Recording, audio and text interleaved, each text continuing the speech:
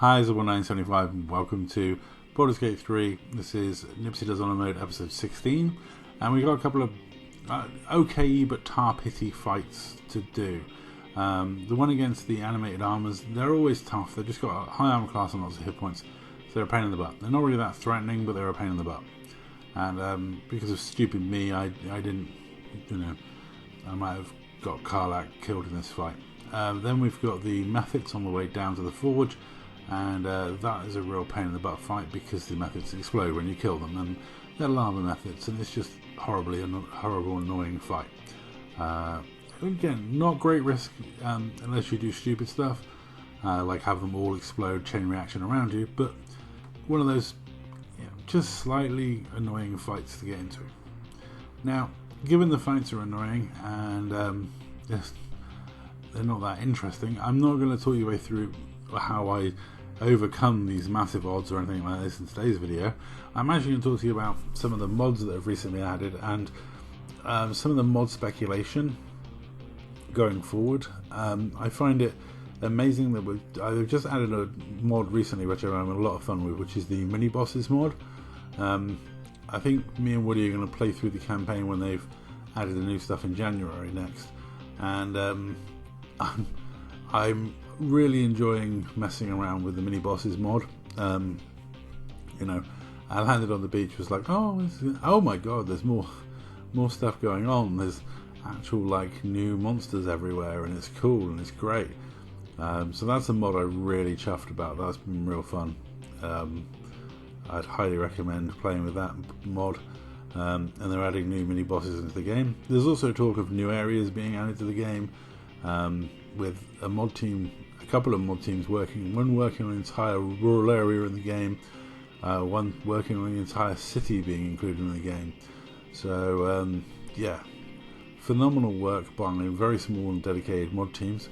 Hopefully those mods get brought to Xbox, but I'm impressed with what the modders have done so far and what they're capable of doing. It is amazing and phenomenal work, and it's all helping to keep Baldur's Gate 3 still alive in a very active community and a very active game.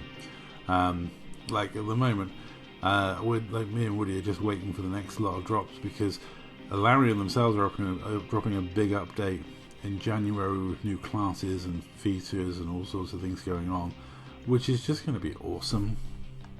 And Larian have announced themselves that they'll be adding 12 new subclasses, which is amazing. Brand new subclasses. I know that the Fey Bard was one of them that was listed, and I'm really hoping that that's going to be cool. Also, they've said they've put in some new summons and cantrips, and unique voice line dialogue for the Oathbreaker Paladin has been written and added. There's for a patch that we didn't even know we were getting, it's going to contain a lot of stuff, and it's amazing that I think the modding community is pushing Larian to add more stuff into the game, just because they're also bringing crossplay, which is going to be interesting. The College of Glamour Bard, which I really like, Path of Giants Barbarian, Death Domain Cleric, which is a good choice for an evil Shadowheart, Druid Circle of Stars, Oath of the Crown Paladin, Arcane Archer could be a really interesting class, Drunken Master could be really fun, especially with the amount of booze lying around the game. The Swarmkeeper Ranger is an interesting one. Swashbuckler Rogue, we could actually get Woody to play his original character from our campaign on a Wednesday night that died a couple of years ago. Sorcerer Shadow Magic, that's an interesting one, much fun to have. Hexblade Warlock, Bladesinger Wizard, which the Bladesinger Wizard, if you don't know, is a Broken Oblique class, which is a lot of fun to play because you get Mage Armor, and Shield, and also while you're Bladesinging you get your Intelligence modifier added to your armor class. It's can be made ludicrously good. Very tempting to play that, to be honest. I don't see why I wouldn't use that in a playthrough at some point. It's a really potent wizard class and a lot of fun to play as. It really suits elves. I'll be honest, I'm not kind of keen with other races playing it other than elves, because it's written as being an elven thing. It's It just seems weird when you're not an elf and you're using an elven class. But it is open to other races. And honestly, it's probably one of the best wizard subclasses you could use in the game. Highly enjoyable, a lot of fun. And yeah, I genuinely, the amount of content they're adding is ridiculously huge. It's amazing. The whole state of the game, how interactive it is, how much stuff's going on, how much stuff people are adding to the game, it is tremendously fun. I can't believe these things always seem to survive on 1 hit point. This is so annoying. And yeah, I should have healed Karlach more, but I'm so used to her tanking so much damage because she's raging, but of course I didn't let her rage this fight, so that was silly me. And there's me, I'm like, oh, Karlach and Nipsy can deal with this, I'm not going to bother dealing with the other characters. And yeah, my own stupid fault. I should have, would have, could have healed Karlach, but it doesn't matter. I mean, she just gets wounded. She didn't die or anything. She just gets taken down. Which, to be honest, a barbarian meat shield. If you're going to play a barbarian in a D&D campaign, you have to expect to get taken down sometimes. It does happen from time to time, because your whole purpose is to be the deranged one taking damage. You know, that's just the way it goes as a barbarian. That's the life of a barbarian, is how many hit points do I have? How many hit points do I want to have?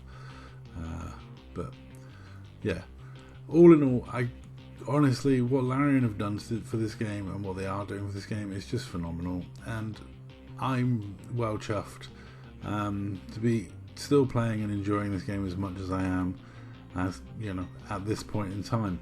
I feel like I've got my money's worth out of this game a long time ago, and now I'm just repeat playing it just to see the weird and wonderful stuff that goes on. I still haven't done a Dark Urge playthrough, but now with the new classes coming, I'm definitely doing a Dark Urge playthrough, probably as a Elven Wizard Blade Singer, or the Death Domain Cleric's tempting. There are some good proper evil classes now to pick, and subclasses. So yeah, let me know what, if you've done a Dark Urge playthrough, what was a fun Dark Urge character to play. And I don't really, because Drow's kind of too obvious, but I don't know. Let me know in the comments down below what is your favourite choice for Dark Urge character. Yeah, it'd be interesting to see what people think. This is the method fight, which is annoying because you get ambushed and there's a surprise round, which is just annoying. The other thing is, you kill these things, they explode, which again is annoying because that hurts. On the bright side, what you can do is throw these things around, and a good thing tends to be to do with them is to throw them around each other, at each other, and that way, you know, you make them blow up away from people. That's you know, usually quite a good sound strategy. To, you know, you don't want to have them blow up directly on you. I mean, Karlach can take the extra damage here, and she's fire resistant, so she's fine having them blow up all around her, and I'm very used to her doing that.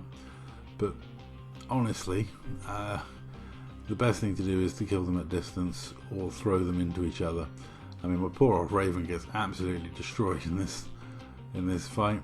You know, I do try and fly away and run away and stay safe, but the baddie comes after me.